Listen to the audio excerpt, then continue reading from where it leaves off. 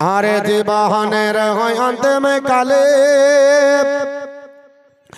ইজরাইল সিহিয়া যেদিন সাদের জীবন যাবে রে লইয়া যেদিন সাদের জীবন যাবে রে লইয়া কাঁদবে মাতা কাঁদবে পিতা কাঁদবে ভাই বোন পাশে বসে কাঁদবে যাত আত্মীয় স্বজন কাঁদবে মাতা কাঁদবে পিতা কাঁদবে ভাই বোন পাশে বসে কাঁদবে যাত আত্মীয় স্বজন তাহাজড় একা চলে যাবে শুধু কাপন পরিয়া যেদিন সাদের জীবন যাবে রে লইয়া যেদিন সোনার জীবন যাবে রে লইয়া মাটির বাড়ি মাটির ঘর মাটির বিছানখানি চতর দেখে মাটি তোমার পাশের ছাওনি কেমন কর থাকবি ভাই রে অন্ধকার কবরে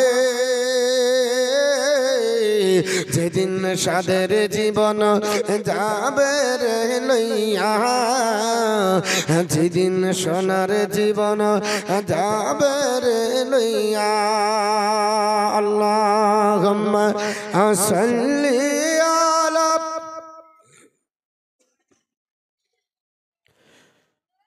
মুহাম্মাদ ওয়া আলা আলি সাইয়্যিদিনা মাওলানা মুহাম্মদ সাল্লাল্লাহু আলাইহি ওয়াসাল্লাম। আমার বলার উদ্দেশ্য হলো আল্লাহর হুকুম হয়ে গেল, ওই ছেলেটা আপনার মৃত্যুবরণ করলো, আল্লাহ পাক আপনার পৃথিবীর জমিনে ওকে জান্নাতি বানাবে না জাহান্নামী বানাবে, এটা আপনাদের কাছে বলার আপনার বর্ণনা আমাকে দিতে হবে। মুসলমান কিন্তু কলমা পড়ে আপনার মারা গেল। আল্লাহর নবী বলেছে কেউ যদি আপনার মৃত্যু মুখে পতিত হয় লাকিনু মাউতাকুম লা ইলাহা ইল্লাল্লাহ, তাকে কলমার তানকিন দাও, ঠিক না বেঠিক বাবা? মুসলমান কেন কলমা পড়াবেন, কেন কলমা পড়াবেন? আল্লাহর নবী পবিত্র জবান দ্বারা বলে, আবু দাউদ শরীফের হাদিস কিতাবুল কানায় যে এসেছে, আল্লাহর নবী বলে আপনার শুনে রেখে দাও, মান কানা আখিরু কালামিহি লা ইলাহা ইল্লাল্লাহ দাখালাল জান্নাহ, যার জীবনের শেষ বাক্য হবে লা ইলাহা ইল্লাল্লাহ মুহাম্মাদুর রাসূলুল্লাহ সাল্লাল্লাহু তাআলা আলাইহি ওয়াসাল্লাম, ওই আল্লাহর বান্দাটা আল্লাহর জান্নাতে আপনার জায়গা হবে। জোরে বলুন। আল্লাহর বান্দা মৃত্যুবরণ করলাম, আপনার পরে হয়েছে তিনি পৃথিবীর জমিন থেকে বিদায় নিলেন, এখন জান্নাতীরা জাহান্নামী, এটা নিয়ে ডিসাইড করার আপনার ব্যাপার আছে। এ মুসলমান কোন সাহাবাকে জানানো হলো না, আপনার বলা হয়েছে সেই যুবকের আব্বা জান রাত্রি বেলাতে পৃথিবীর জমিনে একাই জানাজা পড়লো, একাই কবর খনন করলো, একাই আপনার বলা হয়েছে মাটি দিল। মুসলমান পৃথিবীতে নবী আমার বলেছে যে জানাজা পড়বে এক কেরাত নেকি পাবে, মাটি দিলে আর এক কেরাত নেকি পাই। জানাজার মাটি দিয়ে যদি আসে আল্লাহর বান্দা দুই কেরাত মানে দুই উহুদ পাহাড় পরিমাণে নেকি পাবে। আল্লাহর বান্দা পৃথিবীর জমিনে কাউকে না বলে আপনার নামাজ পড়ে ফজরের নামাজ যখন পড়বে মসজিদে নববীতে আসসালাতু খায়রুম মিনান নাওম, আপনার বলা হয়েছে নামাজ আপনার ঘুম হইতে উত্তম। এই স্লোগান যখন শোনা গেল আল্লাহর বান্দা দৌড়ে চলে গেল, যাবার পর ওমরের পিছনে ইক্তেদা করলো। আমিরুল মুমিনিন খলিফাতুল মুসলিমিন ওমর রাদিয়াল্লাহু তাআলা ফজরের আপনার নামাজ পড়িয়ে দিলেন। ওখানে দেন, স্টেজের সামনে আসেন না।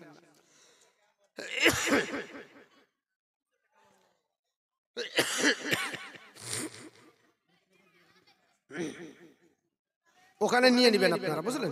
স্টেজে আসতে দিবেন না মেয়েদের। তো আল্লাহর বান্দার কথা বলছিলাম, এই লোকটা জান্নাতি না জাহান্নামী এটা বলছিলাম না? গরম পানি হলে ভালো হয়। আমার টাইম কত? আচ্ছা ঠিক আছে। তো আপনার বলা হয়েছে যে এই আল্লাহর বান্দা জান্নাতি না জাহান্নামী, এটা এখন কনফিউজ দাঁড়িয়ে গেল। তো সবাই আপনার ফজরের নামাজের পরে ওমারে ফারুকে আজম তিনি নামাজ পড়ালেন, আর তার পিছনে যত সাহাবা একরাম ইক্তেদা করেছিল, মুক্তাদি হয়েছিল, তিনারাও নামাজের পরে তাসবিহ তাহলিল কোরআন শরীফ আয়াতুল কুরসি যে যা পারে পড়ছে। কিন্তু এই যুবকের আব্বা চোখ দিয়ে পানি ঝরছে। যদি আমার আব্বা মারা যায়, মা মারা যায়, আত্মীয় স্বজন মারা যায়, কান্না যাবে কি যাবে না? এটা তো আপনার বলা হয়েছে শরীয়তের মশলা, নবীর বিধান, হাদিস কি বলছে এটা জানার দরকার আছে না? অনেক ব্যক্তি বলে কাঁদতে হয় না, আবার কেউ বলে না বাপ মারা গেছে কাঁদবো না, কাঁদবো না, বলে না? বলো, আপনাদেরকে ক্লিয়ার করে দিই, ভালো করে শোনেন, কাঁদা যাবে কি যাবে না? শরীয়তের বিধানে এবং নবী পাকের হাদিস উঠান, কিতাবুল জানাইজে সব হাদিস পাবেন। উম্মে আতিয়াকে নবী বললেন, এ আমার উম্মে আতিয়া খবরদার বিলাপ করবে না। উম্মে আতিয়া রাদিয়াল্লাহু তাআলা আনহা তিনি বলেন, আমরা বিলাপ করিনি। কাদা আর বিলাপ একলাই, ভালো করে বোঝেন। আমি রাস্তা দিয়ে চলে যাচ্ছি, কিন্তু আমি কোনো কথা বলছি না, আমার পানি দিয়ে চোখ দিয়ে পানি ঝরছে, এটা কাদা কি কাদা না? অনেক জনের বুক ফাটে মুখ ফুটে না, এটাও কান্না। আর অনেকেই দাঁত বের করে সবাইকে নিয়ে জামাত করে আপনার কান্না করে, ওটাও কান্না। কিন্তু ওটাকে আরবিতে বলা হচ্ছে, আরবি ভাষাতে আপনার বলা হচ্ছে, নামকরণ করে বাংলাতে বিলাপ বলা হয়। আপনার বলা হচ্ছে সেই বিলাপ করা হারাম, বিলাপ করা যাবে না। বিলাপ করা, কান্না করলে বাপ মায়ের কবরে আযাব হবে। আল্লাহর নবী বলেছে, হে আমার সাহাবারা, লাইসা মিন্না মান শাক্কাল জুইবা ওয়া জারাবাল খুদদা ওয়া দাআ বিদায়াতিল জাহিলিয়াতি। তারা আমার উম্মতের ভিতরে হবে না যারা আপনার বলে হচ্ছে বুক আপনার থাবড়াবে, যারা আপনার গাল থাবড়াবে, যারা জাহেলিয়াতের প্রথায় কান্না করবে। আমাদের এখন মেয়েরা যেমন কান্না করে, কিভাবে? ওগো আমার আব্বা, তুমি আমার বুক আপনার খালি করে দিলে, ওগো আমার বুক জ্বলে গেল, ওগো আমি যে থাকতে পারবো না, ও যে আমার দুনিয়া অন্ধকার হয়ে গেল। কান্নার যে শায়রি মিলাই, এই যে আপনার ট্র্যাডিশন, এই যে আপনার সিস্টেম। আবার কান্না করতে করতে বেটা যদি চলে আসে, কান্না শেষ দিয়ে আবার অভিনয় করে বলছে, যা খায়া লাগা তোর নানা মরেছে, একটু মাটি দিতে যেতে হবে। এদিকে আপনার টেনশন আছে, বাস ওদিকেও আপনার ট্যালেন্ট ভালো রাখে, ছেলে খাইনি, কেরালা থেকে এসেছে। আর চুপ, তো বলছে চুপ পকিকের বুক যে ফাটিয়া গেল, তো বলছে তোর মতো আমারও ফাটিয়া চলো দে। ও আবার জোড়া দিল, ও কান্না করতে লাগলো। এই কান্নাটাকে বিলাপ বলা হয়েছে, এই কান্নাটা হারাম। কিন্তু যদি আপনার আব্বা মা মারা যায়, সন্তান মারা যায়, স্বামী মারা যায়, স্ত্রী মারা যায়, আর তার চেহারা দেখতে দেখতে যদি চোখের পানি ঝরে যায়, তাহলে হারাম হবে না? ভালো করে বুঝেন, তাহলে হারাম হবে না। বিলাপ করা যাবে না, পুঁথি পড়া যাবে না, শায়রি করা যাবে না। কিন্তু চোখ দিয়ে পানি যদি ঝরে, এতে গুনাহ হবে না। আল্লাহর নবীর আপনার সাহাবী ওমরে ফারুক আজম বললেন, হে আল্লাহর আপনার গোলাম, বলে দাও কেন আপনার মসজিদে নববীর পিছনে বসে তোমার চোখ দিয়ে পানি ঝরে যায়, তোমার কেন দাড়ি মোবারক ভিজে গেল? ওমরকে ডাক দিয়ে বললেন, হুজুর গো, আমার আপনার ছেলে মসজিদে নববীর আবিদ, এক ওয়াক্ত জীবনে নামাজ কাজা নাই, আপনার পিছনে 5 ওয়াক্ত নামাজ পড়েছে, আজ ফজরের নামাজে উপস্থিত হতে পারেনি। হুজুর, আমার ছেলেটা আপনার গভীর রাত্রিতে মারা যায়, তবুও মারা যাবার জন্য কান্না করি না। আমার ছেলে জান্নাতি না জাহান্নামী এই জন্য কাঁদি। বলে কেন জান্নাতি না জাহান্নামী ডিসাইড করো? বলে হুজুর একটা মেয়ের আপনার কথা শুনে ওই মসজিদে নববী থেকে মরুভূমির প্রান্তরে চলে গেছিল, আর যাবার পর মেয়েটা যখন ডাক দিয়ে তাকে আহাত জানি দিয়েছিল আমার সঙ্গে যৌন খোদা মেটাতে হবে। আমার ছেলে বলেছিল আমি আল্লাহকে ভয় করে বলে পালিয়েছিল। আসার পর আমার ছেলেটা মারা গেছে। হুজুর আমার ছেলে আর কোনোদিন নামাজ পড়তে পারেনি, তবে তওবা করেছে, কলমা পড়ে মরেছে। আমার মনে হয় আপনার ভয় হয় আল্লাহ যদি কোনো কারণবশত তাকে জাহান্নামে পাঠিয়ে দেয়। হুজুর আমার ছেলের কবরটা জিয়ারত করে বলে দেন জান্নাতি না জাহান্নামী, জোরে বলুন সুবহানাল্লাহ। অনেক ব্যক্তি বলে কবর জিয়ারত করার কোনো হাদিস নাই, কবর জিয়ারত করতে হবে না, বাড়িতে দোয়া করুন। আল্লাহর নবী বলেছেন না হয় তুকুমান জিয়ারতুল কবরি ফাজরুহা, তোমাদেরকে কবর জিয়ারত করতে পূর্বে নিষেধ করছিলাম, এখন নাই, এখন কবর জিয়ারত করো, জোরে বলুন সুবহানাল্লাহ। এ মুসলমান কবর জিয়ারত করবেন। আল্লাহর নবীর সাহাবী উমারে ফারুক আজম তিনি আপনার ফজরের নামাজের পরে ওই আপনার বনে হয়েছে ব্যক্তিকে নিয়ে তার বেটার কবরের পায়ের দিকে দাঁড়িয়ে তিনি আপনার বনে হয়েছে জিয়ারত করার জন্য তিনি আপনার বনে হয়েছে দাঁড়িয়ে গেলেন। কোরআন শরীফ তেলাওয়াত করতে করতে করতে আপনার বনে হয়েছে কাশফের মাধ্যমে কবর জগতে পাড়ি দিয়ে দিয়েছেন, জোরে বলুন সুবহানাল্লাহ। ওমর ফারুক আজম আপনার বলে হয়েছে কবরের ভিতরে দৃষ্টি নিক্ষেপ করে বলে যুবক রে, ও যুবক তুমি কবরের ভিতরে কি অবস্থায় আছো বলো। আপনার যুবক ডাক দিয়ে বলে হুজুর আমাকে আল্লাহ দুটি জান্নাত দিয়েছে, জোরে বলুন সুবহানাল্লাহ। আরেকটু জোরে বলুন সুবহানাল্লাহ। ওমর ফারুক আজম বলে এ যুবক তুমি তো মেয়েটার সঙ্গে আপনার বলে হয়েছে পাগলামি করতে গেছিলে। বলে হুজুর আমি গেছিলাম বটে, কিন্তু মেয়েটা আমাকে যখন ডাক দেয় আমি আল্লাহর ভয়ে পালিয়ে এসেছি, আমাকে ধরতে পারেনি, মেয়েটার হাতছা নিতে আমি পড়িনি, মেয়েটা আমাকে পাগল বানাতে পারেনি, আমাকে জেনা করাতে পারেনি। আমি আল্লাহর নবীর হাদিস দেখেছিলাম, আল্লাহর নবী বলেছে আপনার বলে হয়েছে রাজুলুন তলাবাত ইমরাতুন জাতিন মানসুবির জামানিন ফাকালা ইন্নী আকাবুল্লাহ। নবী বলেছে যদি কেউ সম্ভ্রান্ত ঘরের মহিলা ডাক দেয় আর বলে আমার সঙ্গে যৌন ক্ষুধা মেটাও, আর যদি বলে ইন্নী আকাবুল্লাহ ভয় করছি বলে আল্লাহকে ভয় করছি বলে যদি পালিয়ে যায় আল্লাহ তাকে আরশের নিচে জায়গা দেবে। এ আপনারা বলে হ্যাঁ আমিরুল মুমিনিন আমি আল্লাহর ভয়ে পালিয়েছি, আল্লাহর ভয়ে পালিয়ে যাবার কারণে আমার ব্যবহারে খুশি হয়ে আল্লাহ আমাকে দুটি জান্নাত দিয়েছে। কারণ আমার আল্লাহ বলেছে ওয়ালিমান খাফা মাকামা রাব্বিহি জান্নাতাল, যারা আল্লাহর কাছে ভীতি সন্তুষ্ট হয়ে দণ্ডায়মান হয় আমার আল্লাহ তাদের জন্য দুটি জান্নাত রেখেছে। কত জান্নাত? দুটি জান্নাতের কাম। বেলনুর বেওয়া নামে দিয়েছে 500। আল্লাহ দান কবুল করে, জোরে বল আল্লাহুম্মা আমিন। আচ্ছা আর কেউ দেওয়ার নাই? 5টা ব্যক্তি 500 টাকা করে দেন। মাত্র 5 জন ব্যক্তি পারবেন 500 টাকা দিতে। একজন ব্যক্তি 500 টাকা দিতে পারবেন না? কোন আল্লাহর বান্দাবান্দি নাই? মাত্র 500 খান টাকা একটু দিবেন, হাতটা বাড়াবেন। যদি না পারেন অন্তত পক্ষে 25 জন 100 টাকা করে দেন। 100 টাকা করে হবে। কোন মা বোন আপনাদের কাছে আছে 100 খান করে টাকা? 25টা মা কিংবা 25 জন আব্বা যান 100 খান করে টাকা এমন কিছু নাই, 2 বার চা খেলে শেষ হয়ে যাবে। মাত্র 100 খান টাকা চট জলদি দিয়ে যাবেন, আমি আপনাদেরকে নিয়ে দোয়া করব। আল্লাহর নবী বললেন পবিত্র জবান দ্বারা রাজুলুন তাসাদ্দাকা আখফা হাত্তা লা তালামা সিমালিহি আমা তুনফিকু বিয়ামিনিহি, যারা গোপনে দান করে, ডান হাত দান করলে বাম হাত যদি না জানতে পারে আল্লাহ তাকে আরশের নিচে জায়গা দেবে, জোরে বল সুবহানাল্লাহ। গোপনে দান করবে, গোপনে দান করবে এভাবে ডান হাত দিবে, বাম হাত জানতে পারবে না, আল্লাহ তাকে আরশের নিচে জায়গা দেবে। তাহলে হুজুর আমরা যে প্রকাশ্যে দান করলাম, ওপেন দান করলাম, এটার জন্য কি হবে শুনে রেখে দেন। ওপেন দান করলে নেকি কম পাবেন না, বরঞ্চ বেশি পাবেন নিয়াত গুণে।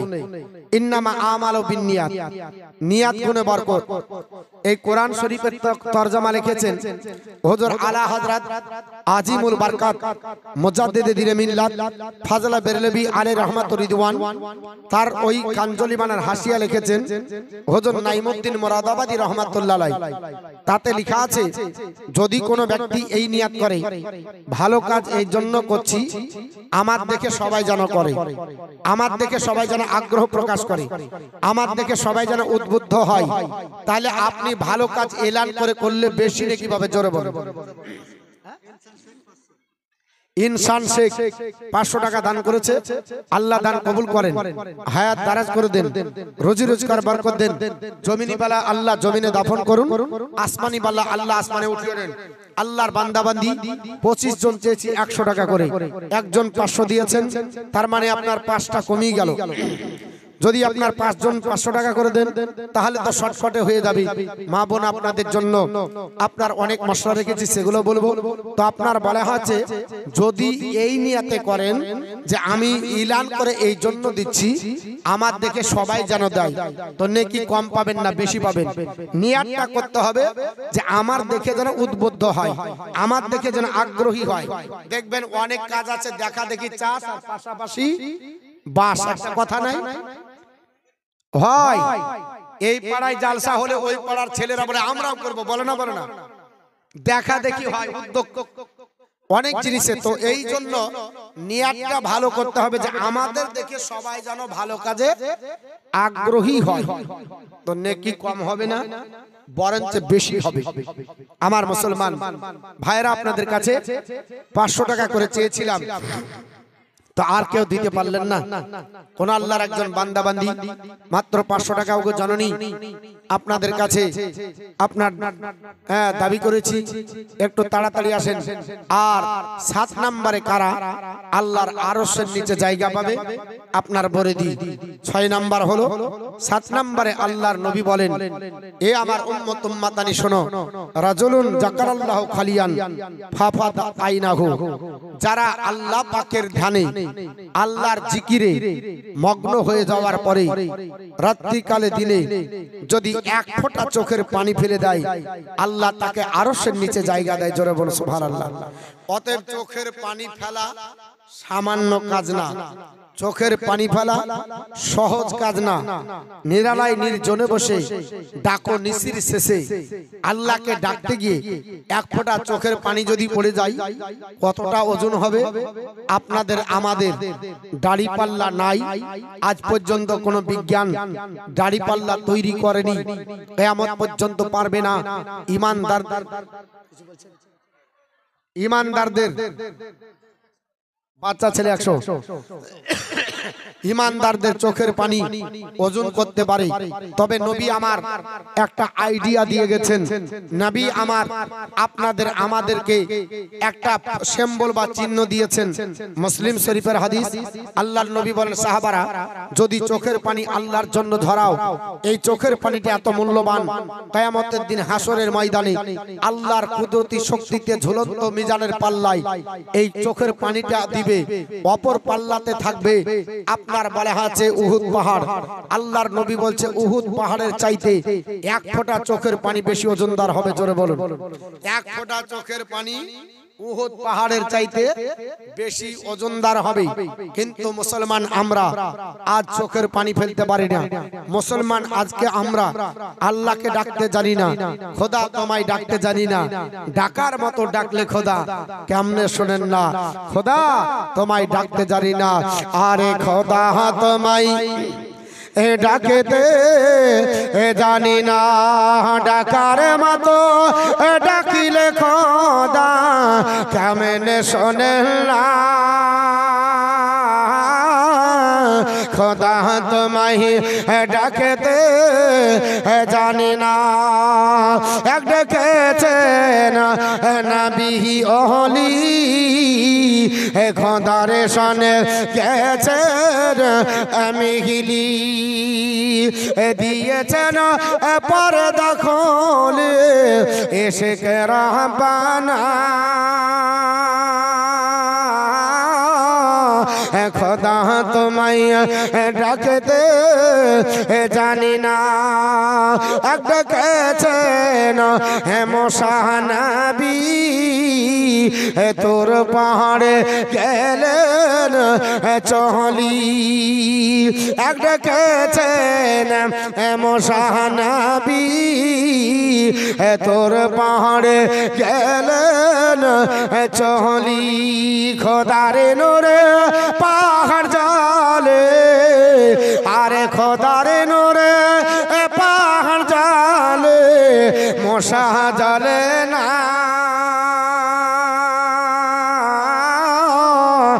খোদা তোমায় ডাকতে জানি না এক ডেকেছেন ইব্রাহিম নবী আরে নমরুদের অগ্নিতে পড়ি এক ডেকেছেন ইব্রাহিম নবী আরে নমরুদের অগ্নিতে পড়ি আগুনে হইল ফুল বাগিচা পশমে জ্বলে না খোদা তোমায় ডাকতে জানি না ডাকার মতো ডাকিলে খোদা কেমন শোনেন না খোদা তোমায় ডাকতে জানি না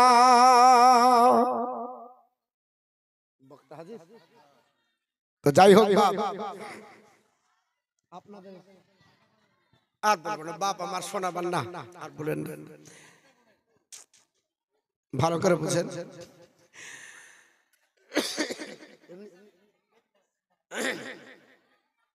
আগে বলতে আজ একটা বিষয়ের উপর আলোচনা করলাম সব সময় না না দেখেন এমনি এটা বক্তব্যের বিষয় ভিত্তিক আলোচনা হবে এখন যদি বলেন ওটা শোনান তো ওগুলো তো ক্যাসেটে শুনতে পাবেন আমি বক্তৃতা করলাম হাদিস কোরআনের পরে মানুষের ইবাদত সম্পর্কে তাই না জি জি এই আলোচনাটা আপনাদের খারাপ লেগেছে আমাদের মেন হচ্ছে ইবাদত এখন আপনি যদি বলেন বেদ শুনবেন